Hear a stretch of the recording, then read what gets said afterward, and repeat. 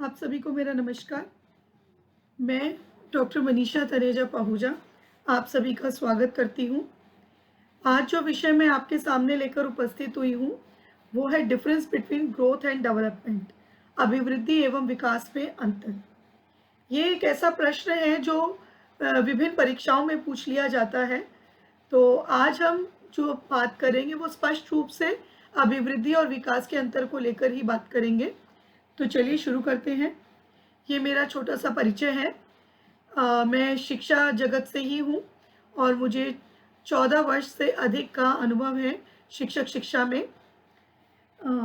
आगे शुरू करते हैं। बात शुरू करते हैं ग्रोथ से। ग्रोथ, अभिवृद्धि। ये जो चित्र आप देख पा रहे हैं, इन चित्रों में अगर हम देखें तो एक प्लांट का चित्र है और एक ह्यूमन बीइंग का चित्र है। प्लांट में हम देखते हैं कि एक सीड है। सीड का जो नेक्स्ट स्टेप है वो सीडलिंग है और धीरे धीरे वो एक प्लांट में कन्वर्ट होकर के एक पौधे का रूप ले लेता है जिसमें फल आते हैं। तो धीरे धीरे उसमें चेंजेस आपको देखने को मिलते हैं। ऐसे ही हम दूसरे चित्र में देखते हैं कि एक बच्चा है और धीरे धीरे उसके जो चेंजेस हैं और वो एक अडल्टहुड स्टेज तक पहुंच रहा है। तो ये दोनों ही चित्रों में हम इन चेंजेस को देख पा रहे हैं, इन परिवर्तनों को देख पा रहे हैं, क्योंकि ये जो परिवर्तन है ये साइज, हाइट, वेट यहाँ पर ये बढ़ते हुए हमें नजर आ रहे हैं। ये इंक्रीज हो रहे हैं और इनको आसानी से मेजर कर सकते हैं, इनको नाप सकते हैं। तो ये ग्रोथ कहलाता है, अभिवृद्धि कहलाता है। फिर हम बात करते हैं विकास की, डेवलपमेंट की। डेवलपमेंट क्या है? डेवलपमेंट में ग्रोथ भी इंक्लूडेड होता है, अभिवृद्धि इसी के अंतर्गत है। फिर इसमें जुड़ा होता है कैपेबिलिटी। कैपेबिलिटी कहते हैं क्षमता को, कि अभिवृद्धि तो है ही है लेकिन कितनी क्षमता उस व्यक्ति में है कि जिसके माध्यम से वो विकास कर पाएगा, किस गति से कर पाएगा। फिर मैच्योरेशन, परिपक्वता, उसकी परिपक्वता का स्तर कितना है और उसका वातावरण के साथ जो इंटरैक्शन होता है वो कितना बढ़िया है। तो ये सारी चीजें मिलकर के विकास का रूप ले लेती हैं। जब हम विकास की बात करते हैं तो विकास के विभिन्न आयाम हम देखते हैं, जैसे कि फिजिकल एंड मोटर डेवलपमेंट, इसे हम कहते हैं शारीरिक एवं गामक विकास। सोशल डेवलपमेंट, सामाजिक विकास। इमोशनल डेवलपमेंट, संवेगात्मक विकास। कॉग्निटिव डेवलपमेंट, संज्ञानात्मक विकास। लैंग्वेज डेवलपमेंट, भाषिक विकास। मॉरल डेवलपमेंट, नैतिक विकास। ये विकास के आयाम हैं, विभिन्न आयाम हैं। हमारा जो विकास होता है वो इन्हीं आयामों के तहत होता है। अब हम बात करते हैं डिफरेंस की, इनके बीच में क्या अंतर है, किस तरह से हम ग्रोथ और डेवलपमेंट को अलग कर सकते हैं।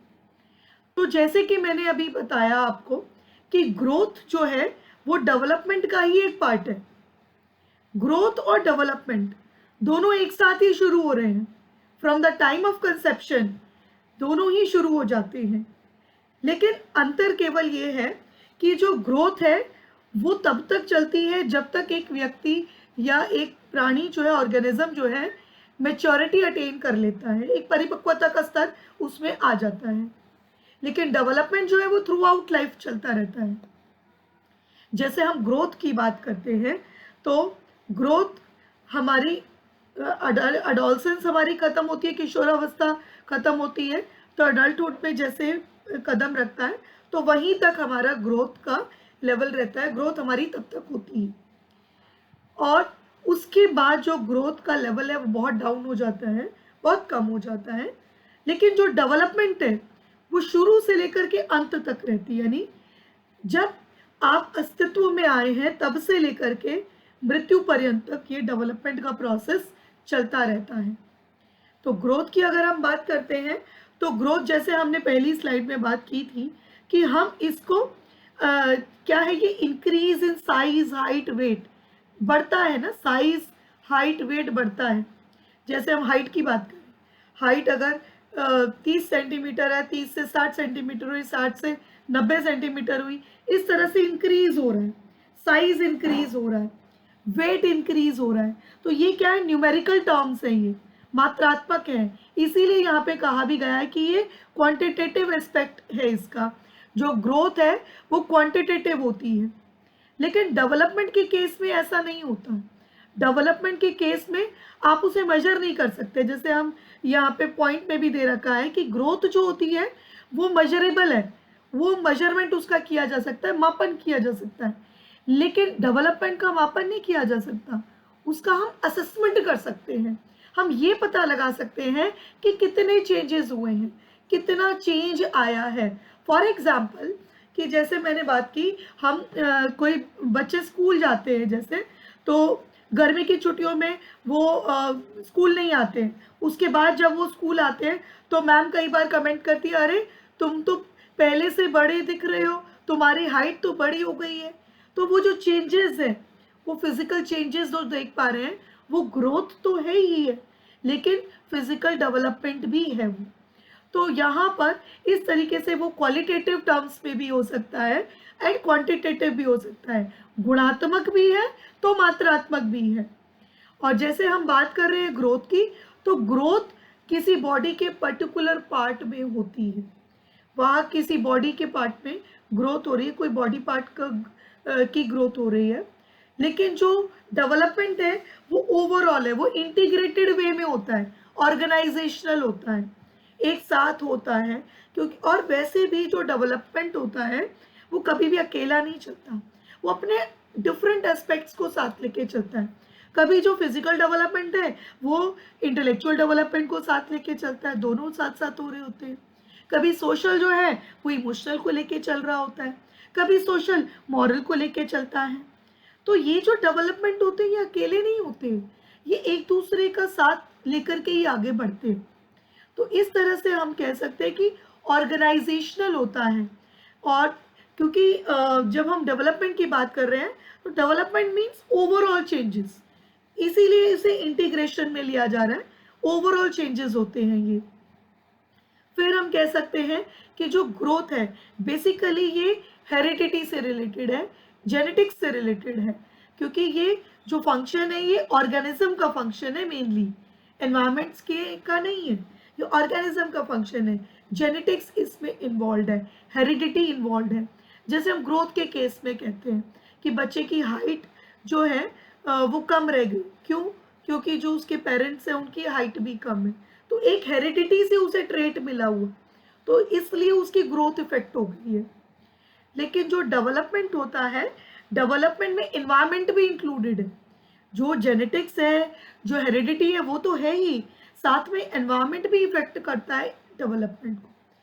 क्योंकि हम ये देखते हैं कि डेवलपमेंट में चेंजेस लाए जा सकते हैं अगर इन्वायरमेंट उसको पॉजिटिव एनवायरनमेंट मिलता है, और कहीं ट्रेट्स जो उसकी हेरिडिटी है उसमें कहीं कोई कमी है, तो एनवायरनमेंट अगर ठीक प्रोवाइड हो जाता है तो कहीं ना कहीं डेवलपमेंट को हेल्प मिलती ही है। लेकिन जो ग्रोथ है वो आपका प्योरली हेरिडिटी पर आधारित होता है। फिर हम बात करते हैं कि जो ग्रोथ है, अब इसमें एक लास्ट पॉइंट जो दिया है, ग्रोथ में और मे नॉट ब्रिंग डेवलपमेंट। इसका क्या अर्थ है कि ग्रोथ हो रही है, अब जैसे मैंने एक एग्जांपल में लेती हूँ कि किसी बच्चे का खान पान अच्छा है तो वो दिखने में तंदुरुस्त लगता है, मोटा लगता है, फैट दिखाई देता है वो। तो अगर हम उसको देख करके ये कहें कि इसका फिजिकल डेवलपमेंट बिल्कुल प्रॉपर है, तो ऐसा ज़रूरी नहीं है कि हो भी सकता है, नहीं भी हो सकता है। तो ग्रोथ के केस में ये पॉसिबल है, लेकिन डेवलपमेंट की बात अगर हम करते हैं तो ये ज़रूरी नहीं है कि ग्रोथ हो तभी डेवलपमेंट है। ग्रोथ अगर कम भी है तो भी डेवलपमेंट होता ही है। अगर किसी की हाइट कम रह गई है तो इसका ये मतलब नहीं है कि उसके बाकी डेवलपमेंट इफेक्ट हो जाएंगे, तो वहाँ हाइट के केस में हो सकता है, लेकिन ऐसा नहीं है कि उसका डेवलपमेंट इफेक्ट होगा। तो हम ये देखते हैं कि जो ग्रोथ है एक कंटिन्यूअस प्रोसेस नहीं है, वो एक तब तक ही होती है जब तक मेच्योरिटी अटेन करता है, और जो डेवलपमेंट है थ्रू आउट लाइफ चलता रहता है। और जैसे हमने ग्रोथ की बात की, ये सेलुलर मल्टीप्लिकेशन पर आधारित है। जैसे मैंने बताया कि एक जब from the time of conception क्या होता है, स्पर्म है, अवम है, उसका फर्टिलाइजेशन होता है, जाइगोट फॉर्म होता है, सेलुलर मल्टीप्लिकेशन से 9 मंथ्स पे एक बेबी तैयार हो जाता है। और फिर उसके बाद हम देखते हैं आफ्टर बर्थ भी 0 to 2 ईयर्स में कितने चेंजेस नज़र आते हैं। फिर उसके बाद 6 to 12 ईयर्स में तो ऐसा लगता है कि ग्रोथ जैसे बिल्कुल कम हो गई है और एडोलसेंस में एकदम फिर से पीक पे पहुंच जाती है। तो सेलुलर मल्टीप्लिकेशन की वजह से ये सब हो रहा है। और डेवलपमेंट एक ऑर्गेनाइजेशनल है, एक साथ लेकर के चलता है। तो ये जो अभी हमने बात की ग्रोथ और डेवलपमेंट की बात की कि इसमें क्या डिफरेंस है, अभिवृद्धि और विकास में क्या अंतर है। उम्मीद करती हूँ कि मैं आपको बहुत ही सरल शब्दों में ये बताने में सक्षम हो पाई होंगी। अगर आपको मेरा ये वीडियो पसंद आया हो तो कृपया इसे लाइक शेयर ज़रूर करें। और अगर आपने अभी तक मेरे चैनल को सब्सक्राइब नहीं किया है तो आप इसे सब्सक्राइब कर लें और तभी आपको इसमें आने वाली नोटिफिकेशंस भी मिलती रहेंगी।